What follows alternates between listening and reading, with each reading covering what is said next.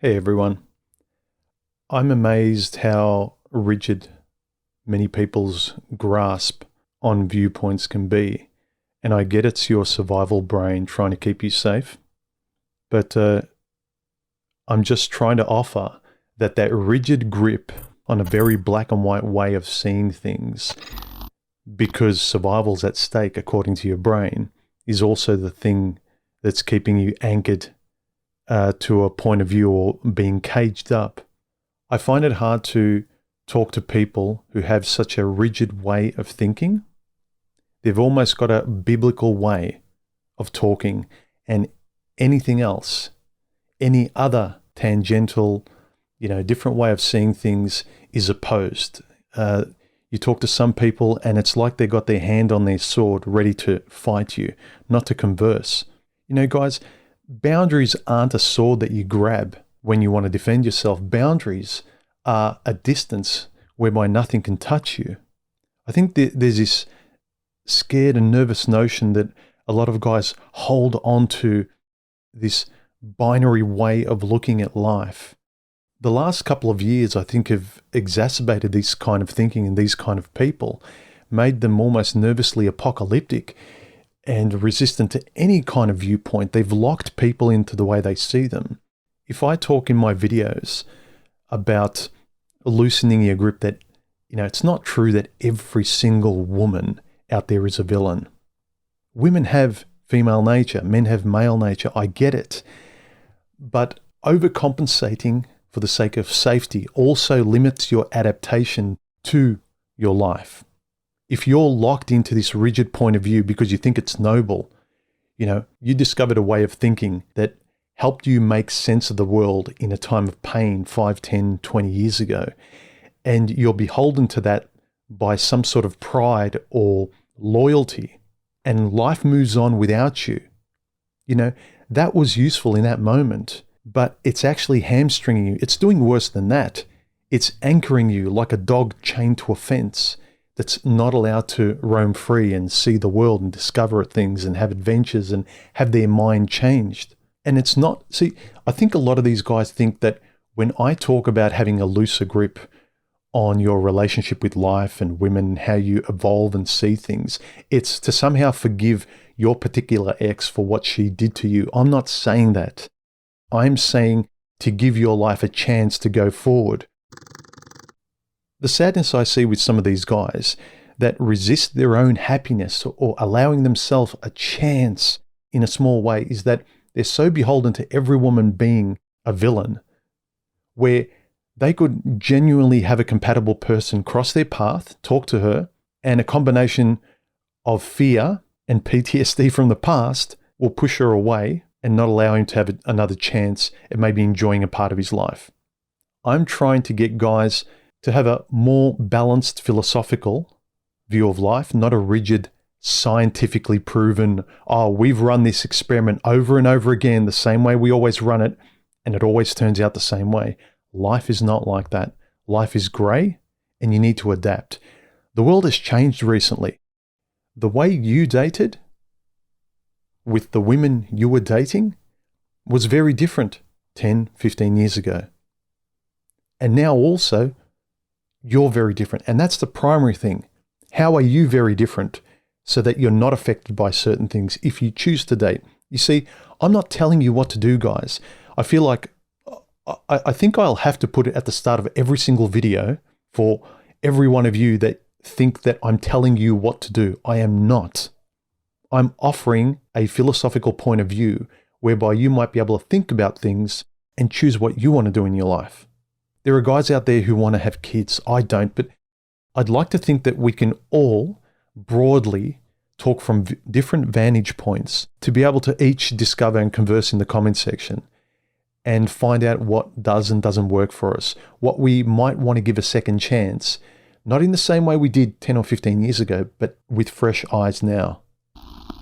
We are not helping each other by shutting each other down and telling each other how to think and what to do, like many guys say that their exes used to do, or women tell them to do. Don't do this, you can't say this. A lot of guys seem to be acting like the women they don't respect. They're adopting the same kind of verbal tactics, defensive tactics, debating tactics, trying to win an argument instead of having an open conversation where you can actually realize another person is different from you. Their desires and wants are different from yours, but there might be some commonality in a fair and open discussion that we can have. A guy who wants children, if I closed off a conversation with him and didn't want to hear anything he had to say, if I allowed him to speak to me and say, okay, like, let me hear him out, he might actually have a kernel of truth in there that I never knew about if I hadn't been open enough to hear him speak. And also it suggests to me, why are you so defensive? Is he going to say something that might make you have to change your mind? If you're so secure in your point of view, what are you afraid of? Again, I'm not telling you guys what to do. I'm telling you guys to adapt, or your life will get grayer and more lifeless. You need to adapt to the world out there. My channel is all about thinking ethically and responsibly, not being the person you were 5 years ago or 10 years ago, being a much better, conscious and aware person than you were back then, and now making more mature decisions, being kind of the mentor that you might not have had 10 or 20 years ago, being a person that you're more proud of. It seems like many of you guys want women to stay villains so life will make complete black and white sense to you, rather than insisting, like I do, that I generate my life and I insist that women change or they don't exist in my life anymore. That is the difference. I think so many scientifically minded, mathematically minded people think that life is so ontological, and much of it is, but the human aspect, the grey area where I can adjust and I can choose and I can make decisions, disciplined decisions where I become more proud of myself in the future. That's where I hope we can have a discussion.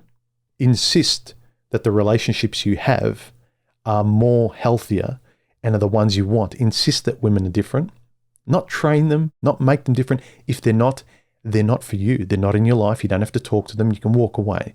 Or you can stay a lone wolf. I don't really care. But as long as you're happy in your life, that's all that really matters, doesn't it? For you guys who only have your own one macho Bible in your pocket and you only speak from that line by line and you can't generate your own vocabulary based upon the conversation and interaction and seeing what the world is like and understanding how you might have matured, how you might have the courage to change for the better. Again, not for anyone else, but for you. So your world is lighter. Those are the kind of conversations with the kind of people I want to have. If you want to be in that one conversation style macho church, fine. But there's probably going to be a lot that I can say that's going to annoy you. And not because I want to, guys. It's because I'm trying to look at things from different perspectives that might work for me primarily. And then maybe it might offer something for you to think about.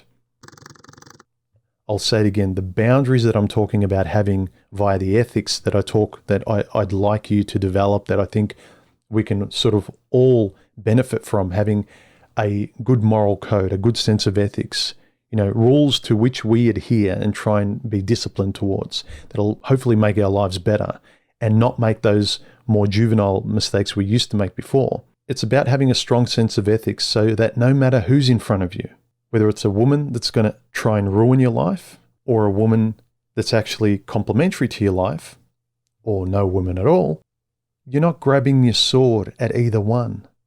I'm talking about discussing a system of ethics and philosophically finding a way through this stuff, not defensively and ontologically trying to put things in place where nothing will change, you will never adapt, you'll never learn, you'll never grow. And basically the rules you set for yourself now are the same ones you're going to have as a 60 or 80-year-old guy. The same rules you were so sure of when you were 20 or 30. Are you really going to be that myopic? Even if those things are true, you are not going to discuss them any differently. You're still going to discuss them with your hand on your sword instead of an open conversation, a live and let live conversation. Disagree with me all you like, guys. Give me a thumbs down. Don't watch my videos. We've just got different points of view. Again, I hope you take this video in the way it was intended and not, so what you're saying, human, is. No, I said what I said. You heard what you heard. I got a great comment from LatQCD92 under my recent video, where he's more my kind of person, where he took it in the right way. He said, I'm personally in the camp of relationships just aren't worth it. And that's fine. As well as, like, I'm not in the camp of having kids, but I understand why guys might want to have kids, and I can appreciate they want to have kids. He says, but for anyone still looking for long-term relationships, putting on the act to attract women is just as foolish as women putting on a pound of makeup to attract men. I agree.